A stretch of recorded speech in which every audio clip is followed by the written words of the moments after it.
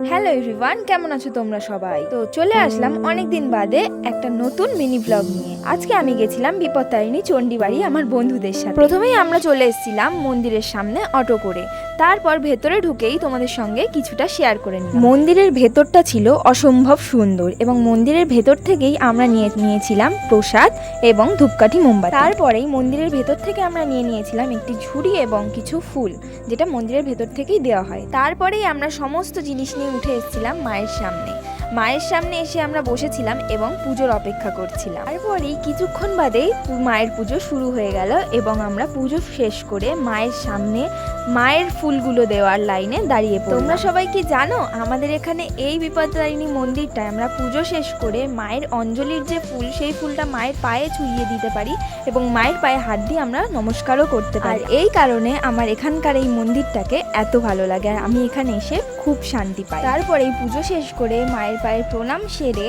আমরা চলে এসেছিলাম নিচে। আর নিচে ছিল বিভিন্ন ঠাকুরের মূর্তি, যেমন গনু দাদা, দুর্গা মা, নৃসিংহদেব এবং রামকৃষ্ণ পরমহংসদেব আর সারদা দেবী। তারপরেই তো আমরা ধূপকাঠি এবং মোমবাতি জ্বালাতে চলে এসেছিলাম নিচে এবং তারপরেই আস্তে আস্তে শান্তি মনে বাড়ির পথে রওনা দিলাম। তো চলো টাটা, দেখা হচ্ছে নেক্সট ভিডিওতে।